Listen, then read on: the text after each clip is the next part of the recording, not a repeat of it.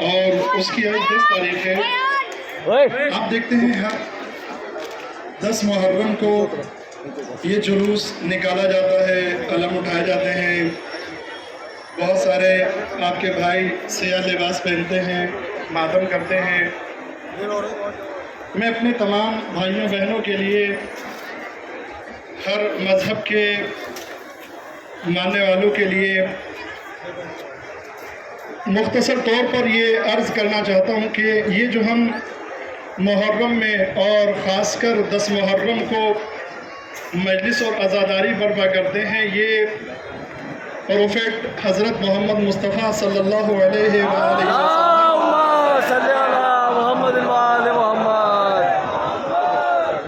آپ کے نواسے، آپ کے پیارے نواسے امام حسین علیہ السلام کی یاد مناتے ہیں۔ سب سے پہلے تو یہ بات عرض کروں، میرے بھائیوں دھیان سے سنیں، امام حسین علیہ السلام کسی خاص قوم کی میراث نہیں ہے۔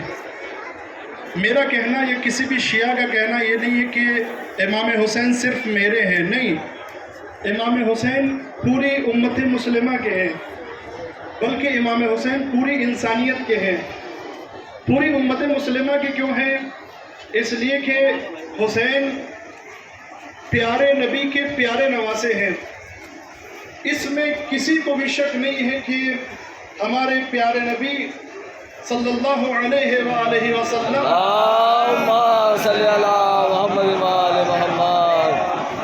امام حسین سے بہت پیار کرتے تھے، بہت محبت کرتے تھے، گود میں اٹھاتے تھے، اپنی آغوش میں لیتے تھے، کاندھوں پر بٹھاتے تھے۔ اس کو برادران اہل سنت، برادران اہل شیعہ، تمام مسلم بھائیوں کی کتابوں میں یہ بات لکھی ہوئی ہے، امام حسین رسول کے پیارے نواسے تھے۔ تو پھر امام حسین میری میراث نہیں ہے، امام حسین شیعت کی میراث نہیں ہے، بلکہ امام حسین پوری امت مسلمہ کی میراث ہے۔ تو جس طرح سے اگر ہمارے کسی عزیز پر، کسی رشتہ دار پر، کسی بھائی پر کوئی مصیبت آتی ہے تو ہم غم زدہ ہوتے ہیں، اسی طرح جب ہمارے پیارے نبی کے پیارے نواسے پر مصیبت آئی ہے اور آج مصیبت کا دن ہے، تو تمام امت مسلمہ کو چاہیے کہ وہ امام حسین کے غم میں غم زدہ ہو، امام حسین کی یاد منائے اور امام حسین کا غم کرے۔ دوسری بات جو میں نے آپ کی خدمت میں عرض کی وہ یہ کہ امام حسین صرف امت مسلمہ کے لیے بھی میراث نہیں ہے، بلکہ امام حسین پوری انسانیت کی میراث ہے۔ اس کی بھی وجہ ہے میرے بھائیوں، اور اس کی وجہ یہ ہے امام حسین نے جس شاسک کے سامنے، جس بادشاہ کے سامنے امام حسین نے قیام کیا تھا اور اپنی کرانتی کو شروع کیا تھا، امام حسین نے جس کے سامنے، وہ صرف اسلام کو نہیں مٹانا چاہتا تھا، اسلام کو نہیں ختم کرنا چاہتا تھا، بلکہ وہ انسانیت کو بھی ختم کرنا چاہتا تھا، انسانیت کے اخلاق کو ختم کرنا چاہتا تھا، ماں بہنوں کے فرق کو ختم کرنا چاہتا تھا، وہ انسانی اقدار کو ختم کرنا چاہتا تھا، وہ انسانیت کے نام پر ایک دھبا تھا، یہ سب جانتے ہیں۔ لہٰذا امام حسین نے جب یہ دیکھا کہ اسلام بھی خطرے میں ہے اور انسانیت بھی خطرے میں ہے، تو امام حسین نے اپنی کرانتی کا آغاز کیا، امام حسین نے قیام کیا۔ تو امام حسین کا قیام اسلام کے لیے بھی تھا اور انسانیت کے لیے بھی تھا۔ تو جب حسین کا قیام انسانیت کے لیے تھا تو پھر مسلمان یہ نہیں کہہ سکتا کہ حسین صرف ہماری میراث ہے، بلکہ حسین پوری انسانیت کی میراث ہے۔ امام حسین پوری انسانیت کی میراث ہے۔ اپنے سبھی بھائیوں سے جس دھرم سے بھی تعلق رکھتے ہیں سب سے یہ بات عرض کرنا چاہتا ہوں، یہ محبت کا پیغام ہے، اتحاد کا پیغام ہے۔ قرآن مجید کی آیت آپ کی خدمت میں پیش کرتا ہوں۔ قرآن مجید کے سورہ مائدہ آیت نمبر 32 میں اللہ تعالیٰ فرماتے ہیں کہ بسم اللہ الرحمن الرحیم، من قتل نفسا بغیر نفس او فساد فی الارض فکأنما قتل الناس جميعا ومن احیاها فکأنما احیا الناس جميعا۔ یہ قرآن مجید کی سورہ مائدہ کی آیت نمبر 32 ہے، جس میں اللہ تعالیٰ کا ارشاد ہے کہ جس نے، یہاں پر سب دھیان سے توجہ کے ساتھ سنیں، جس نے بھی بغیر کسی بدلے کے، بغیر کسی غلطی کے ایک انسان کو مارا، ایک انسان کا مرڈر کیا، جس نے بھی یہ کام کیا، اب یہاں پر اللہ تعالیٰ جو فرماتا ہے وہ یہ کہ ایک انسان کا مرڈر کیا، یہ نہیں کہا کہ ایک مومن کو مارا، ایک شیعہ کو مارا، ایک مسلم کو مارا، ایک کرسچن کو مارا، ایک ہندو کو، بودھ کو، پارسی کو، کوئی نام نہیں لیا ہے۔ کسی بھی انسان کو اگر مارا ہے کسی نے تو قرآن کہتا ہے فَكَأَنَّمَا قَتَلَ النَّاسَ جَمِيعًا، ایسا سمجھو جیسے اس نے ایک انسان کو نہیں مارا ہے بلکہ پوری انسانیت کو ختم کر دیا ہے۔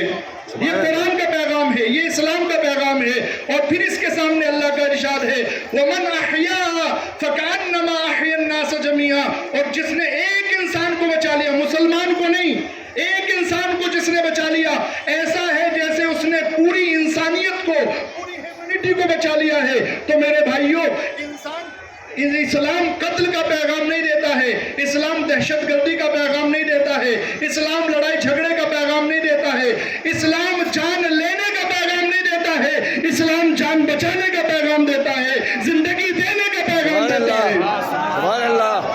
اگر اسلام کے بارے میں غلط افواہیں پھیلائی جاتی ہیں یا میرے کسی بھائی کے ذہن میں اسلام کے بارے میں کوئی بھی بات ہے تو سنیں، یہ بات تو سب جانتے ہیں، چاہے کسی بھی دھرم سے تعلق رکھتے ہو۔ اگر میں آپ سے پوچھوں بتاؤ مسلمانوں کی سب سے پوتر روزانہ کی جانے والی عبادت کون سی ہے تو آپ سب کہیں گے، چاہے کوئی اسلام کا نام بھی نہیں سنا ہوگا نا، وہ بھی کہے گا کہ مسلمانوں کی سب سے زیادہ محبوب عبادت جو روزانہ پڑھی جانے والی ہے وہ نماز ہے۔ سب کو پتہ ہے نا میرے بھائیوں۔ اب میں آپ کو بتاتا ہوں، نماز کے لیے ہم پر ضروری ہے کہ نماز سے پہلے ہم وضو کریں، یہ بھی سب جانتے ہیں، وضو کریں۔ وضو کے لیے کیا کرنا ہوتا ہے؟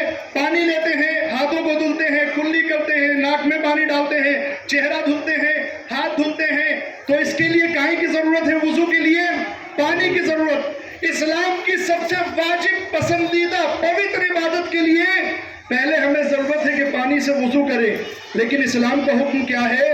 اگر تمہارے پاس تھوڑا پانی ہو اور کوئی انسان پیاسا ہو اور اس کے علاوہ کوئی پانی نہیں ہے، نماز کا وقت بھی ہو رہا ہو، تو پھر تمہیں اجازت نہیں ہے وضو کرنے کی۔ نماز کو تیمم کر کے پڑھو اور اس پانی سے اس پیاسے انسان کی پیاس کو بجھاؤ۔ سبحان اللہ، سبحان اللہ۔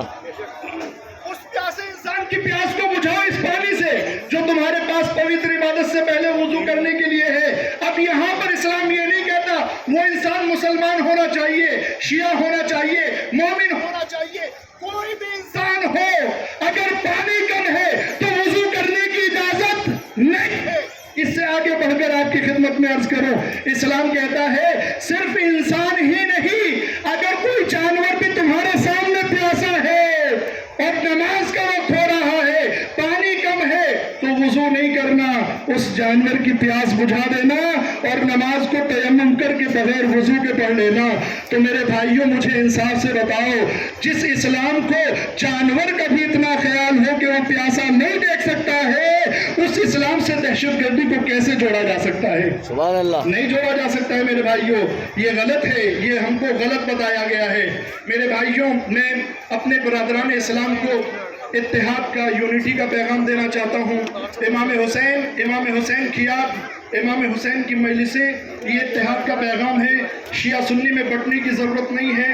میرے اللہ ایک ہے، قرآن ایک ہے، کتاب ایک ہے، قبلہ ایک ہے، اس کے بعد لڑنے کی کیا ضرورت ہے؟ اختلاف کرنے کی کیا ضرورت ہے؟ آپ آج تک بتائیں شیعہ مسلک نے مسلمانوں کے کسی بھی مسلک کے بارے میں یہ کہا ہو کہ یہ نعوذ باللہ مسلمان نہیں ہے یا کافر ہے؟ نہیں، ہم نے آج تک ایسا نہیں کہا۔ جو بھی انسان لا الہ الا اللہ اور محمد الرسول اللہ کہتا ہے وہ ہماری نظر میں مسلمان ہے، چاہے کسی بھی مسلک سے تعلق رکھتا ہو، کسی بھی فرقے اور مذہب سے تعلق رکھتا ہو، اس سے ہمارا کوئی مطلب نہیں ہے۔ لہٰذا اتحاد کے ساتھ رہو، یونٹی کے ساتھ رہو۔ اب کسی کے ذہن میں یہ سوال نہ آئے کہ آپ اتحاد کیوں کر رہے ہیں، یونٹی کیوں کر رہے ہیں؟ تو بھائی ہم اتحاد اور یونٹی کسی کی مخالفت کے لیے نہیں کر رہے ہیں، بلکہ ہم اتحاد اور یونٹی اپنے کانسیپٹ پر عمل کرنے کے لیے، اپنے کانسیپٹ کو پریکٹیکلی کرنے کے لیے کر رہے ہیں۔ اور ہمارے اسلام کا کہ ہم کو دنیا کی خدمت کرنی چاہیے، لوگوں کی مدد کرنی چاہیے، لیکن ہم لوگوں کی مدد تب کر سکتے ہیں، دیش کی مدد تب کر سکتے ہیں، دیش देशवासियों की मदद तब कर सकते हैं जब हमारे अंदर खुद यूनिटी पाई जाती हो। अगर हमारे अंदर ही यूनिटी नहीं होगी तो हम किसी की क्या खिदमत कर सकते हैं और क्या मदद कर सकते हैं। लिहाजा सबकी जिम्मेदारी है, सब मुत्तहिद होकर रहे, सब एक होकर रहे। लड़ने का जमाना नहीं है। लड़ाई मेरे अजीजों वहां होती है जहां जहालत होती है। आज इल्म का जमाना है, आज नॉलेज का जमाना है, एजुकेशन का जमाना है। आज लड़ने का जमाना नहीं है। सब मिलजुल कर रहे, इत्तेहाद के साथ रहें। और आखिरी बात अर्ज करता हूं मेरे भाइयों, खासकर हिंदुस्तान जैसी जगह में, हिंदुस्तान तो हीरा है। मैंने कई मुल्कों का सफर किया है, ईरान गया, दुबई गया, मैं सीरिया गया, मैं इराक गया, बहुत सारी जगहों पर गया, लेकिन हिंदुस्तान वाली बात कहीं नहीं मिली। हिंदुस्तान वाली बात कहीं नहीं मिली। वहां पर यूनिटी नहीं है, यूनिटी है। वहां पर एकता नहीं है, एकता है। लेकिन वहां पर कैसी एकता है?